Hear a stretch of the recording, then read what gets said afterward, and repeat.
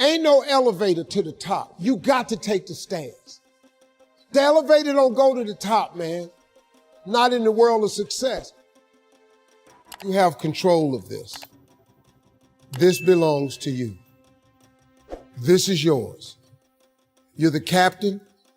You're the master. You're the foreman. You're the general. You're the head. Don't give control of this to nobody. Get off of Instagram and Snap and get off all these blogs and get into something that can really, really move your life forward. Listen, getting successful, it's not a magic trick. You can decide to be rich. It's highly doable. But you first have to think it. The difference between successful people and non-successful people is here. I'm no better than none of y'all. If you want to be successful, you have to change this. This has to change. Listen to me. It's not what makes it hard is your lack of belief that it can happen for you. The fact of it is, though, it's very doable.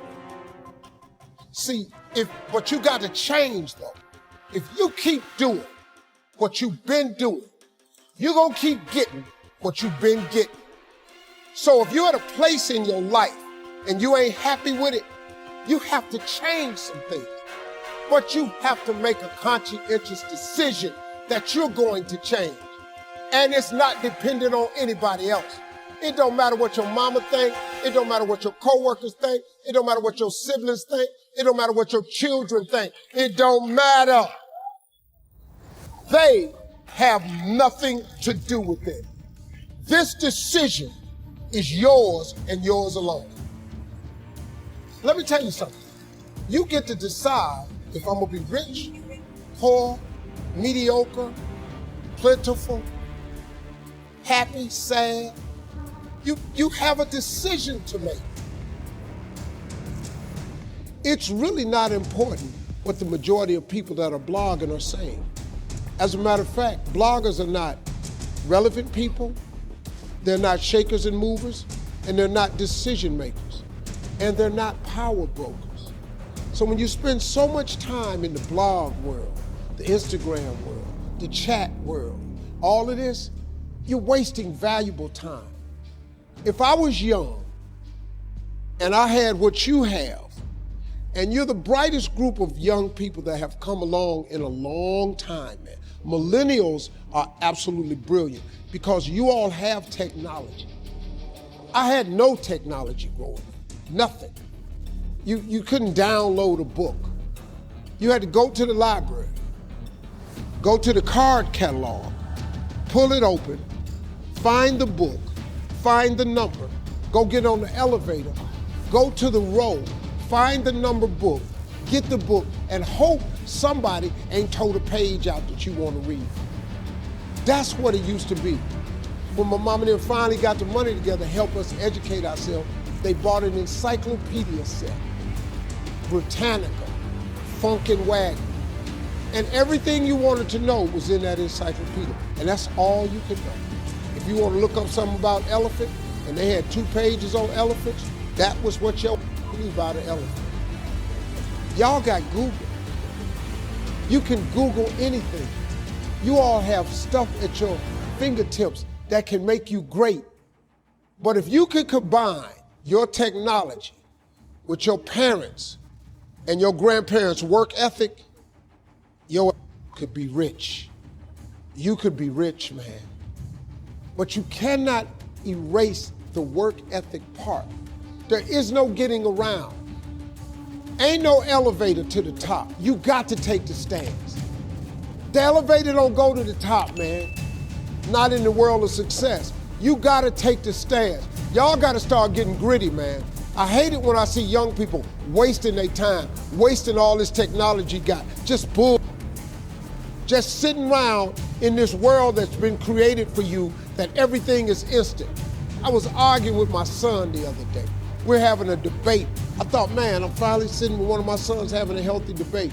I told him that from Cleveland to Nashville was about 500 40 miles, something like that. He Googles it while we're talking. He said, no, Dad, you're wrong. It's 526 miles. I said 540. It's amazing, man, how you rely on technology and it's a help to you. But young people, you gotta get gritty, man. You gotta develop some dog in you. You gotta understand that success, you can't Google success. Go Google it. You can't Google it, man. I got something else for you.